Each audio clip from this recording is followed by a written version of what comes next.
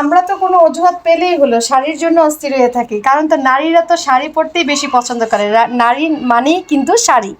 যাই হোক, আজকে আমি হেজাব পরবো না আর বিয়েবাড়ি ব্লগের জন্য। আজকে আমি একটু চুলটা খোলা রাখবো, আর দেখি কিভাবে সাজলে ভালো হয় সেটাও আপনাদেরকে সাথে নিয়ে আমি শেয়ার করতে যাচ্ছি। একটা নতুন ব্লগ দেখার জন্য আপনাদের সবাইকে স্বাগত। আর প্রথম থেকে ধৈর্য ধরে দেখতে হবে, আর খাবারের মেনু কী কী দিয়েছে সেটাও জানাবো। আর হলুদের ভিডিওটা কেনই বা আমি আগে কেন পোস্ট করলাম না সেটাও কিন্তু আপনাদের সাথেই শেয়ার করব।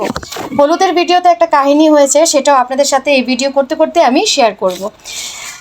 প্রথমে তো আমি মেকআপটা করে নিচ্ছি, যেহেতু আমি কোনো প্রফেশনাল মেকওভার পারি না, আমি কিছুই তেমন জানি না, আমি আমার মতো করি, আমার মতো যেভাবে সাজি সেটাই আপনাদের সাথে আজকে শেয়ার করলাম। তো আমি কিন্তু আবার ব্রু প্লাক করি না, ব্রু প্লাকটা আর্ট করে নিচ্ছি। তারপর আইব্রো যে ব্রাশটা সেটা দিয়ে আমি একটু ব্রাশ করে নিলাম।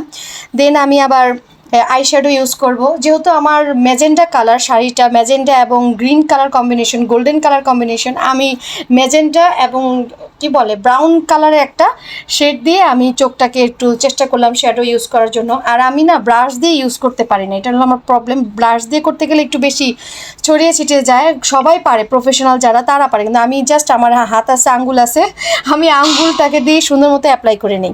আমার আঙ্গুলটাকে আমি অ্যাপ্লিকেটর মনে করি, এমন একটা অবস্থা। আর আশেপাশে অনেক কনস্ট্রাকশনের কাজ হচ্ছে, তার জন্য কিন্তু সাউন্ড হতে পারে, তার জন্য আপনারা একটু ক্ষমার দৃষ্টিতে দেখবেন। কমেন্টসে জানাবেন বিয়ে ব্লগটা দেখে আপনাদের কেমন লাগলো। আর সম্পূর্ণ কিন্তু আমি অনলাইনে সাজতে পারি নাই, কারণ কি, কারণ আমার ছোট ছেলে একটু পরপর আসতেছে, ডিস্টার্ব করতেছে, তাই আমি আর কি করব, ঝটপট সাজার জন্য আমি অফলাইনে কিছু করলাম আর অনলাইনে আপনাদের সাথে শেয়ার করলাম। আমার এভাবে হয়ে গেছে। এখন আমি চিন্তা করতেছি যে টিকলিটা কীভাবে পরলে ভালো লাগবে। টায়রাও পরতে চেয়েছিলাম, কিন্তু পরে চিন্তা করলাম না, এত কিছু তো পরা সম্ভব না, তাই টিকলিটাই পরবো কিনা সেটাও চিন্তা করতেছিলাম। ওর বাবা বলে না, টিকলিটা পরো, মানাচ্ছে। তো আমি টিকলিটা পরে পরেই নিয়েছি। তো এই হচ্ছে আমার লুক, কেমন হয়েছে কিন্তু বলবেন। আরেকটা জিনিস খেয়াল করেন তো, আমি কিন্তু সব গোল্ডেন পরেছি, নাকের নথটা কিন্তু আমি সিলভার কালার পরেছি। সেটা একটা কাহিনী হয়েছে, আমি খুঁজেই পাইতেছিলাম না আমার নাকের নথগুলো কোথায় আছে, তাই এটাই পরে নিছি। তারপরও জানি না কেমন লাগতেছে, চেষ্টা করেছি আর কি।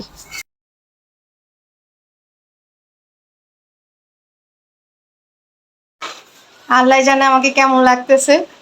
আমি নিজে নিজেই সাজি সব সময়, আর তার উপর আমি আজকে মাস্কারাও ইউজ করি নাই।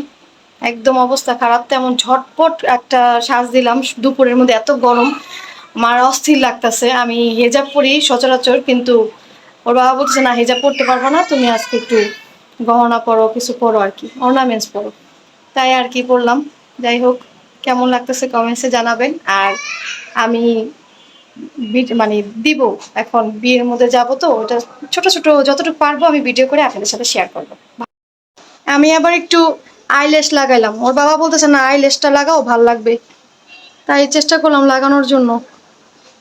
আয়াত আনাস, হ্যালো। এখন শেয়ার করতেছি কার বিয়েতে যাচ্ছি।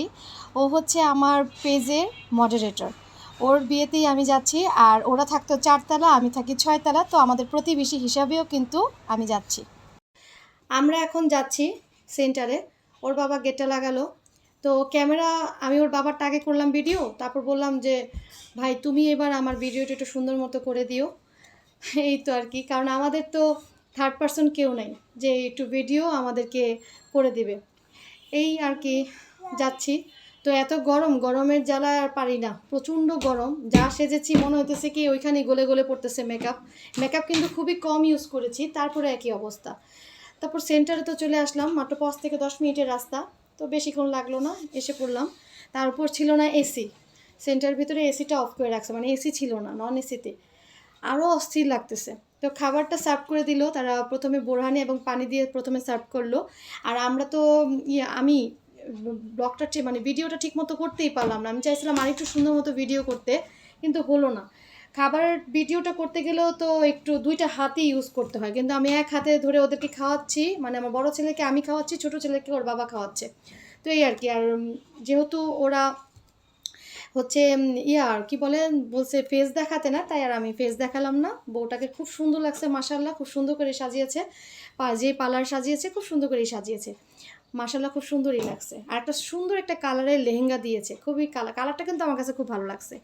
খাবারে কিন্তু কী কী ছিল, খাবারে কিন্তু সাসলিক ছিল, চিংড়ি মাছ ছিল, চিকেন ফ্রাই ছিল, গরুর রেজালা ছিল, এগুলা ছিল, আর জর্দাও ছিল। এত গরম যে কি বলবো, তাই আমি আর থাকলাম না বেশিক্ষণ, তাই আমি এসে পড়ছি। আর এই তো আমাদের সব শেষ। আমি চলে আসার পর কিন্তু আবার ছবি তুললাম কিছু। আর এখন বিদায় নিতে দিতে হলুদের কাহিনীটা বলি। আমি হলুদের ভিডিও করব সব ঠিক ছিল, কিন্তু হঠাৎ আইসে বললো একজন কি দুইজন, মানে ওরা সাজবে বলছিল, ঠিক আছে, কিন্তু ওদেরকে শাড়ি পরানো সাজানো টোটালি 4 থেকে 5 জনকে।